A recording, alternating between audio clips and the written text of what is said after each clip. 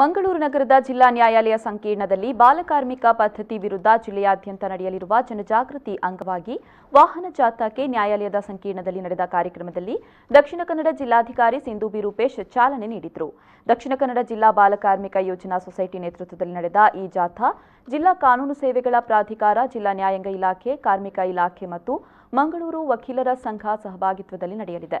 ಜಿಲ್ಲೆಯಾದ್ಯಂತ ವಾಹನ ಜಾಥಾ ತೆರಳಲಿದ್ದು ಬಾಲಕಾರ್ಮಿಕ ಪದ್ಧತಿ ಮತ್ತು ಮಕ್ಕಳ ಹಕ್ಕುಗಳ ರಕ್ಷಣೆ ಬಗ್ಗೆ ಜನಜಾಗೃತಿ ಮಾಡಲಿದೆ. ಮಾನ್ಯ ಡಿಸ್ಟ್ರಿಕ್ಟ್ ಜಡ್ಜ್ ಅವರ ಅಧ್ಯಕ್ಷತೆಯಲ್ಲಿ ಡಿಸ್ಟ್ರಿಕ್ಟ್ ಕೋರ್ಟ್ ಕಾಂಪ್ಲೆಕ್ಸ್ ಅಲ್ಲಿ ಆಂಟಿ ಚೈಲ್ಡ್ ಲೇಬರ್ ಡೇ ಇದನ್ನು ಫ್ಲಾಗ್ ಆಫ್ ಮಾಡಿದ್ದೀವಿ. ಪ್ರತಿ ತಾಲೂಕಿಗೂ ಒಂದೊಂದು ಈ ರೀತಿ ಗಾಡಿಗಳು ಈ ಏನು ಮೆಸೇಜ್ ಇದೆ ಚೈಲ್ಡ್ ಲೇಬರ್ನ ವಿರೋಧಿ ಮೆಸೇಜ್ಗಳಿದೆ ಅದನ್ನು ಹೊಂದ್ಕೊಂಡು ಇವತ್ತು ನಾಳೆ ಎಲ್ಲ ಕಡೆಯೂ ಓಡಾಡ್ತಾ ಇದೆ. ಮತ್ತು ಮಂಗಳೂರಲ್ಲೂ ಕೂಡ ಈ ರೀತಿ 2 ಗಾಡಿಗಳನ್ನು ನಾವು ಇವಾಗ ಬಿಟ್ಟಿದ್ದೀವಿ.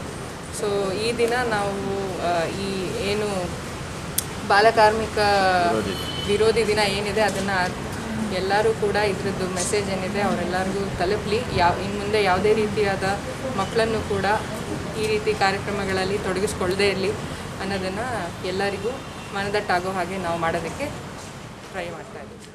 ಈ ಸಂದರ್ಭ ಪ್ರಧಾನ ಜಿಲ್ಲಾ ಮತ್ತು ಸತ್ರ ನ್ಯಾಯಾಧೀಶರಾದ ಮುರಳೀಧರ ಪೈ, ಪ್ರಧಾನ ಹಿರಿಯ ಸಿವಿಲ್ ನ್ಯಾಯಾಧೀಶರಾದ ಎಜಿ ಗಂಗಾಧರ್, ಪ್ರಧಾನ ಕೌಟುಂಬಿಕ ನ್ಯಾಯಾಲಯದ ನ್ಯಾಯಾಧೀಶರಾದ ರವಿನಾಯಕ್ ಸೇರಿದಂತೆ ಮತ್ತಿತರರು ಉಪಸ್ಥಿತರಿದ್ದರು. ಮಕ್ಕಳು ಮನೆಗ ದೀಪ ಇದ್ದಂಗ, ಹಿಂದಿನ ಮಕ್ಕಳ ಮುಂದಿನ ಪ್ರಜೆಗಳು, ಮಕ್ಕಳು ದೇವ್ರ ಸ್ವರೂಪ ಇದ್ದಂಗ. ಇಂಥ ಮಕ್ಕಳನ್ನ ಕೆಲ್ಸಕ್ಕಿಟ್ಕೊಂಡ್ರ